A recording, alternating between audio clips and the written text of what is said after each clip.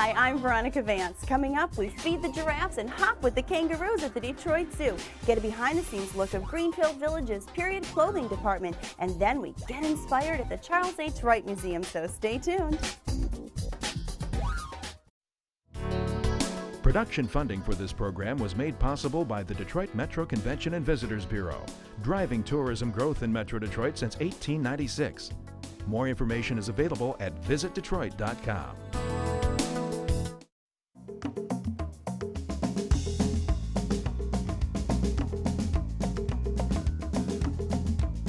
Besides being just a terrific place to visit and spend a day, the Detroit Zoo has two unique exhibits that let you get really up close and personal with the animals. They've got the Giraffe Encounter, which allows you to actually feed the giraffes out of your own hand, and then they've got the Australian Outback Adventure that lets you walk right through to the kangaroos. Who knows, one may even come up and give you a little peck on the cheek. We're going to check them out.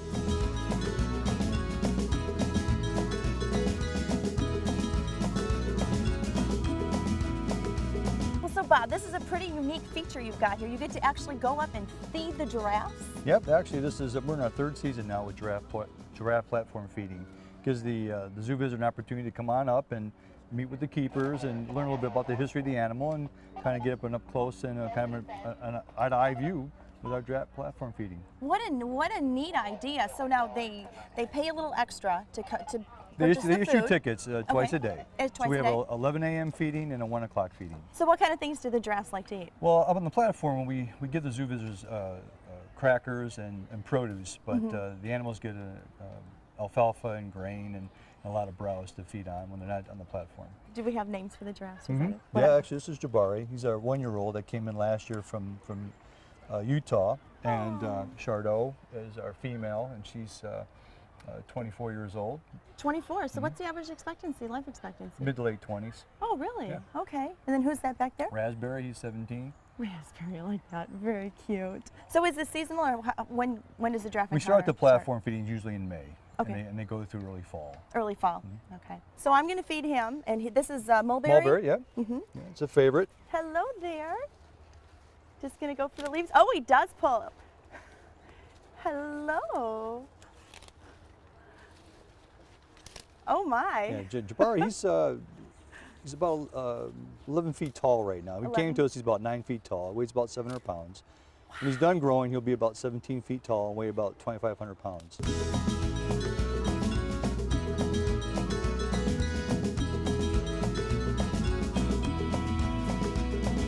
Are you one of the first zoos to offer this experience? Not one of the first, but we were basically one of the forerunners for this. And again, we've actually had other institutions come visit us and see what we do. And so yeah, we've been pretty much in the front running for this. Yeah.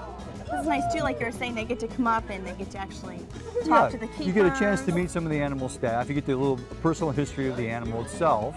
And again, if you've got questions about the animal, the keeper can answer those questions for you. So when they're finished, you've got somebody up here snapping we pictures? take their pictures, and then they're given a card, and they can collect that picture on their way out after they finish their day at the zoo. That's nice, in case you forget your camera. You can... Exactly. Well, the Giraffe Encounter was a lot of fun. It was a lot of fun. It's a big attraction here at the zoo. Pretty neat experience. And you've got something else that's pretty unique. We're going to head over to the Outback, and we're going to walk among the kangaroos. Walk among kangaroos. So really, just around the corner from the Giraffe Encounter, we've got the Australian Outback. Right. We're going to go right through here and be met by one of the zoo volunteers, get kind of the instructions, and we'll go right into the exhibit and walk around kangaroos. So right off the bat, we're just walking right into the kangaroo's home. That's correct. And right off the beginning here, you can kind of get an idea about how far kangaroos can actually leap. As you can see, a kangaroo can go anywhere up to 27 feet. 27 feet. Have you tried this? I'm not going to embarrass myself. Well, I did the 3 feet. You probably do better than I do. So. So you've got emus back here. What's the significance of having them in the... Well, this area here has an Australian theme. And so the emu basically is a large flightless bird that you actually find in Australia. Okay, but they're fenced wild off. fenced Right. off. Exactly. Okay. Then back here you also have wallabies? Yeah, also in this exhibit you'll find wallabies, which is a close relative of the kangaroo, but a much smaller version.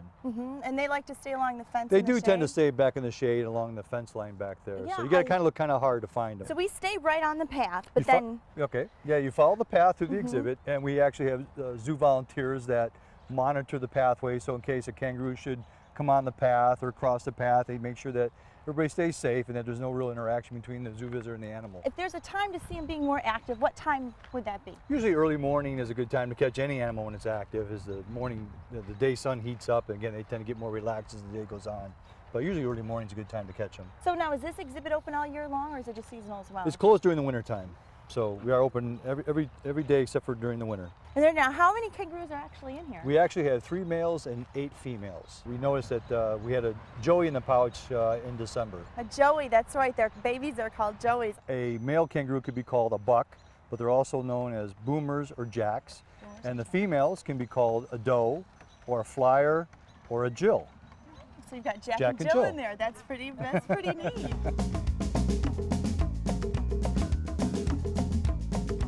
So besides having zookeepers answer your questions along the way, you've also got these little information. We have graphic displays that give the zoo visitors some type of education about the outback, about Australia in general. Not in just addition to the animals, but again their surroundings. Yeah, like this one right here. These Oh, the are termite actual mounds? termite mounds right here. Exactly. Well, hey Bob, thank you for giving me a tour. My pleasure. Yeah, I'm gonna stick around and see if maybe one of these kangaroos will jump the path. Okay, sounds good. Okay. So these little tidbits of information sprinkled throughout here really give some interesting facts. Like this one right here, it's how the kangaroo got its name.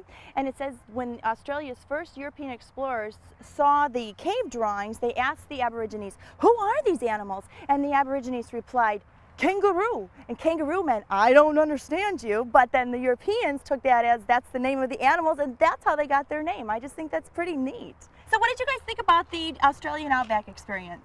I think it's a great place for the kids to walk through. It's very interactive for them. They get right up to the kangaroos and the emus, and they can really see. Even a 1-year-old is close enough that she can point to all. We actually got to see the baby one. Yes. The baby, the Joey. Yeah, the Joey. That's what they're called. And did the little ones like it? Did you like it? Yeah. Well, good day from the Outback, and although I didn't get to see any kangaroos hopping over the path because they're on siesta, we did get to see 2 unique exhibits, the Giraffe Encounter and the Australian Outback Adventure. These are 2 exhibits that truly let you get up close and personal with the animals, and 2 more great reasons to visit the Detroit Zoo.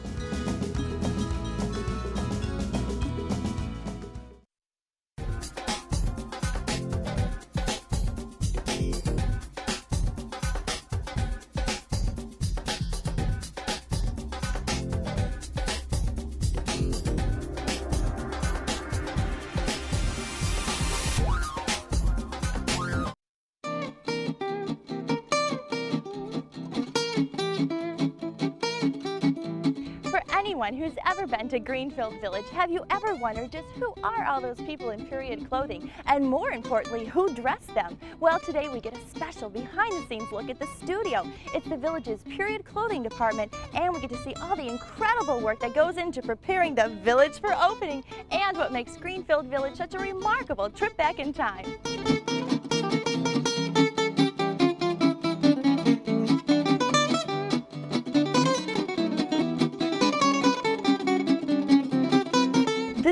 This is your outfit. Now, where do you work? I work at the Eagle Tavern. This is my 2nd year being a waitress. This is my outfit for the entire season. I do get another dress, just in case this one's in the wash. Do you get to wear a hat too? I do wear a bonnet, yes, and apron.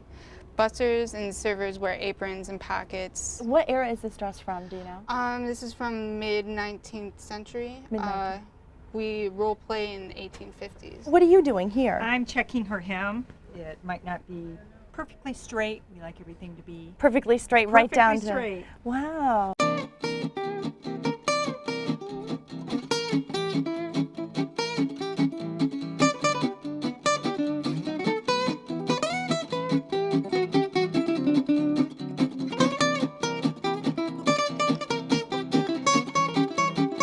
Well, George, so this is where it all starts, how we take our step back in time. Absolutely.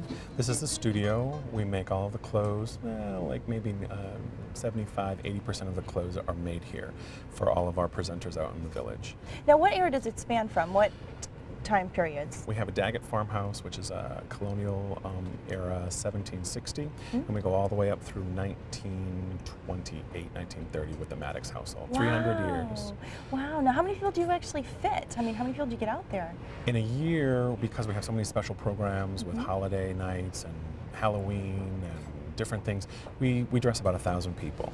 Oh. It's really a lot, and so we have about 300 to 400 presenters who work for us. And so now everything is authentic. We do some research. We look back at historical documents, things like catalogs, trade catalogs, historic pictures. These are reprints from Sears and Roebuck, Montgomery Ward, so it gives us an idea of what people could have bought back then. For instance, this is a bolt of fabric that we just made some blouses, actually blouses like this, out of. And so this is a reprinted fabric. Someone found the original artwork, and so they just transposed it and just made it on this fabric. So these are your seamstresses working here? Yes, about 10 part-time seamstresses that work for us. What is she working on here?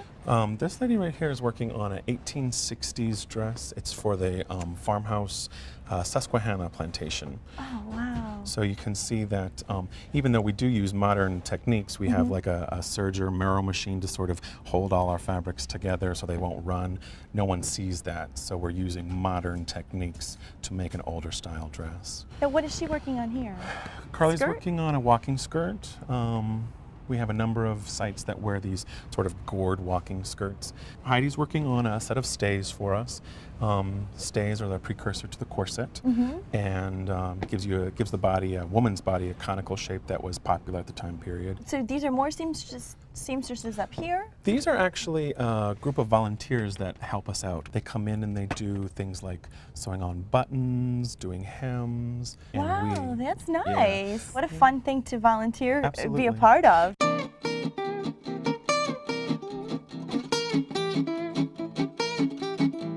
So here we are in the back of the shop. There's a lot of storage back here. There's like rows of ribbon, there's rows of trims. These are all things that we use to decorate costumes to make them look more authentic. Oh, you make all your own hats as well. We make a lot of our hats. How do I look?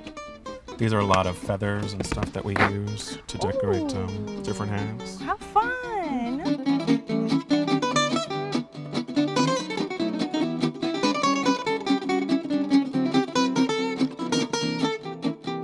Down here is our summer strollers. You saw the winter holiday strollers on the other side.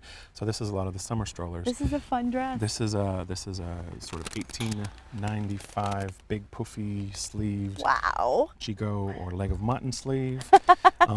It's a little out there, and it was made for our vaudeville show. Yeah, this is sort of a row of farm clothes, and they're all done sort of like in checks and sort of rural looking for the Firestone farmhouse. So this is part of the row for our storage for the historic baseball. We have 2 historic teams, the La-Di-Das and the Nationals. This is the top. Yeah, he wears a red tie, and then it gets tucked behind this My, lacing. don't they dress for sports? They do. It was a gentleman's sport. We have like rows of pants that we buy a lot of pants from the Amish. In Indiana. I'm constantly looking for period fabrics that are appropriate. We try to keep them in order from like as far back as we go, 1760 with the woodblock prints, moving them on up through time through the roller printing and different things with the calico.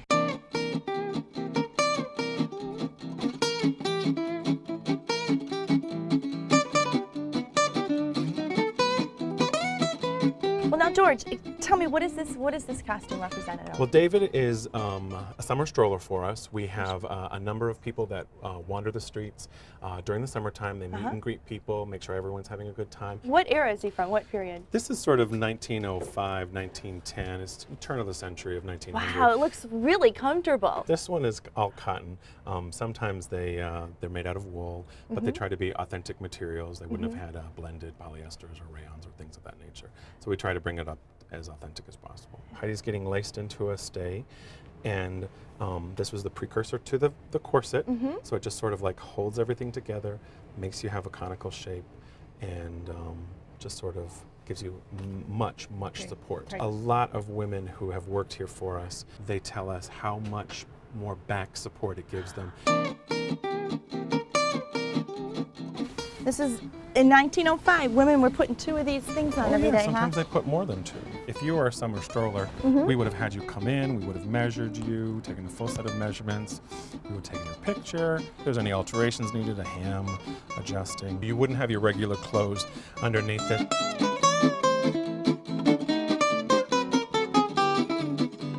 I love it, George. Right. Thank you so much. You're welcome. Well, I've had a great time. Thanks for showing me Good. around. This wonderful opportunity. You guys are doing a great job back here. Thank you. Well, I'm ready for my summer stroll in my period clothing. And as you've seen, the studio is hard at work guaranteeing that the presenters give you the most authentic experience here at Greenfield Village.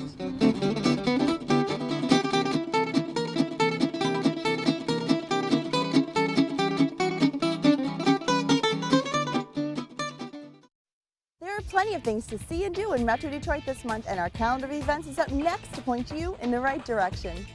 Spike Lee directed Mike Tyson's one-man show, and Memphis is a rock and roll tale of fame and forbidden love. Immerse yourself in culture during ArtX Detroit. Then shop the artistic marketplace at the Great Lakes Art Fair. Scooby-Doo and the gang take center stage at the Fox, and the Harlem Globetrotters strut their stuff at the Palace. Alicia Keys brings her Set the World on Fire tour to the Joe. Then the Detroit Music Awards are in true Grammy style. Kathy Rigby plays Peter Pan in this magical tale of fantasy. And VegFest is a vegetarian's delight with a Taste Fest and Expo. Life Could Be a Dream features doo-wop hits of the 60s. Then spend an evening with celebrity chef Paula Deen. Kensington Metro Park's Spring Festival is old-fashioned farm fun, and Thomas the Tank Engine chugs into Greenfield Village. To learn of any changes, log on to visitdetroit.com or call 1-800-DETROIT.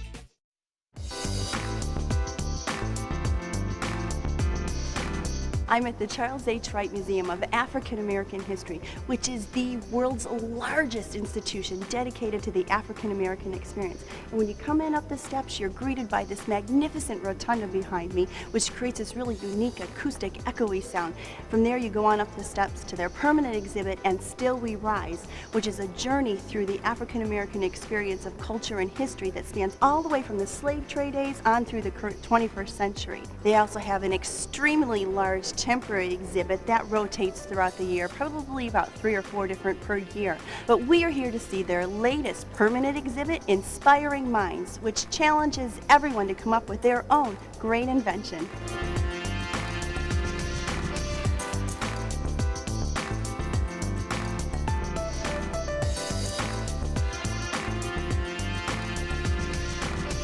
It really is for all ages. Yeah. But we have a lot of things in here for small children that we don't have in other areas of the museum.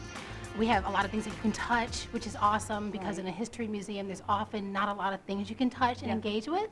And so the space is really designed to learn history, to learn science, but also to engage and play. The highlight of the exhibition space is the multimedia touch wall. What we're looking at here is the African American timeline, and there are 2 components to the timeline. The first one is the top bar, which gives some facts about African American history through the years, and so this is what's happening in 1968. Right. It's designed to give some context because the stars are actually about specific African American scientists and inventors. Oh. And so the idea is that when you're learning about the scientists and inventors, and you don't know what was happening in 1967, you can look at the timeline at the top to get some kind of context about what was going on in American history and world history that was important. And so we can go from the African American timeline to another content area on marine life. Wow. And the bubbles are all touchable. Oh, And so neat. when a child comes up and they touch one of the bubbles, you get a fact about the ocean. It might be about the ancient ocean, it might be about the ocean now. And within each of the bubbles, there's actually an activity that a child can do. So this is a puzzle. Some of them are quiz questions, some of them are matching up you know, a fish or something that is in the ocean. So Jennifer, I would also think this would be really good for school groups to come in and utilize this space. It is. We have a lot of school groups that come in, and when they get here, we have an educator that's in the space that shows them how the room operates, and then they go and do a workshop that kind of gets their creative juices flowing. Yeah, it kind of hits at another angle. So they get to do something with their hands, they get to create something, express themselves in a way.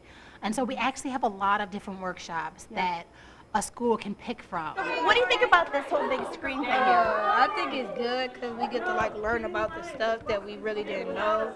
So I learned about, like, I didn't even know who this was. So I'm just reading it and I'm finding out who this is. And isn't it inspiring you to want to do something inventive? Yes. All right, high five to that.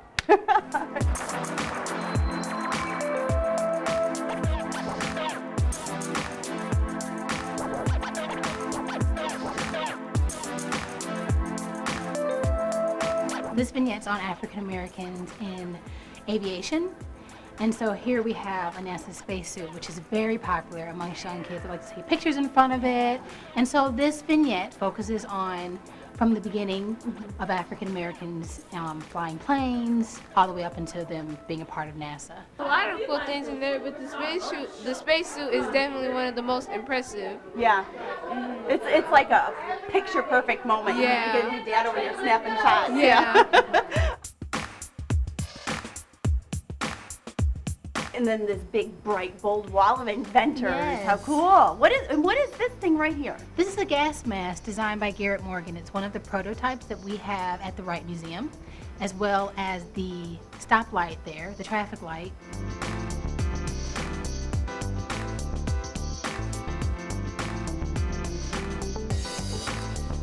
So this is to inspire the young girls.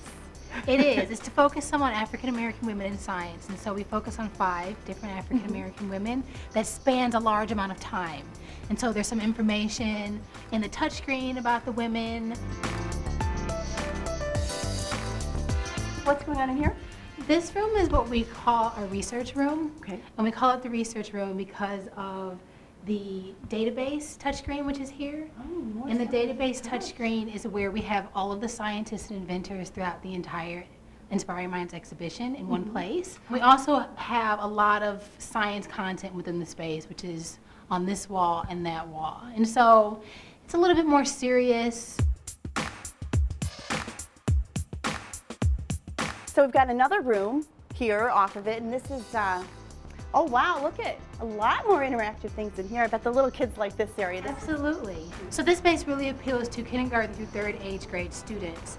And it focuses on George Washington Carver's life, but also has a focus on nutrition, eating healthy, and so we have the fake fruits and vegetables. We talk about a lot about serving size. And all the different things made from peanuts. Absolutely, yes. And we tend to think of only peanut butter, but there's a lot of things that George Washington Carver did with peanuts and soybeans and sweet potatoes. This is our contemporary scientist kiosk. So we can touchscreen. When you start it, there's an intro video. And this is where we highlight some of the scientists that are currently working in science, in technology, engineering, and math. Well, hey Jennifer, thank you so much. I'm going to take a look around at some of these other you. vignettes that we didn't get to touch on. Absolutely, and make sure that you leave a remark at the video recording station. We always watch those. It's very exciting getting feedback from people about the Wright Museum in general and Inspiring Minds. I'll make So my thank way you very there. much. All right, thanks Jennifer. Okay, let's take a peek behind the door of Dr. Ben Carson. Now, he's actually from Detroit. He's now a neurosurgeon at Johns Hopkins in Baltimore, who's one of the history makers. Well, there's so many little neat nooks and crannies if you look around. Like here, they've got the plasma globe. These are so much fun. So a third feature of these screens is the A is for Africa exhibit, where they have these different letter blocks coming up, and again, some more information. This kind of ties in with the whole Africa, the exhibit we've got around the lower rotunda. They've got blocks, things to do big puzzles. They also have this cozy, snuggly reading corner. You can grab a kid's book from up there, grab a stuffed animal. Of course, I don't have my kids with me, but how much fun. You can cuddle up here on the pillows and read a good book. So back in this little corner alcove, you can come back here and make a video to share your thoughts on this touch screen here.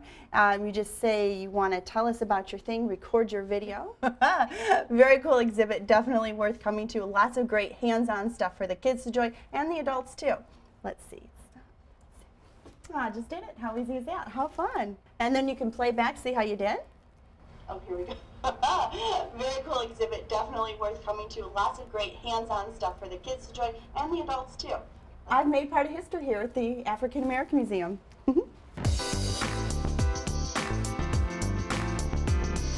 Well, the Inspiring Minds exhibit at the Charles H. Wright Museum is a lot of fun, and as you've seen, there are lots of hands-on things to bring the little ones to. And if you're feeling especially challenged, all of these red blocks under here are actually pieces to a puzzle. They create this map of Africa, and I think I'm going to stick around and do it. I'll see ya, I don't know, maybe tomorrow?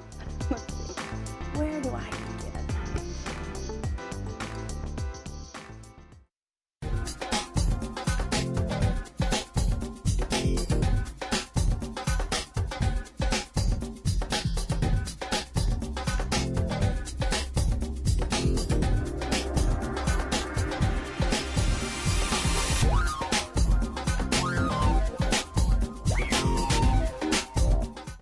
Well, that's our show. Thanks for watching. I'm Veronica Vance. And remember, if you'd like more information on any of the places we visited, log on to visitdetroit.com. So until I see you next time, go out and explore on your own and discover the D. To learn about discounts and special offers for featured attractions, plus how to get copies of Visit Detroit magazine, click on visitdetroit.com. Production funding for this program was made possible by the Detroit Metro Convention and Visitors Bureau, driving tourism growth in Metro Detroit since 1896. More information is available at visitdetroit.com.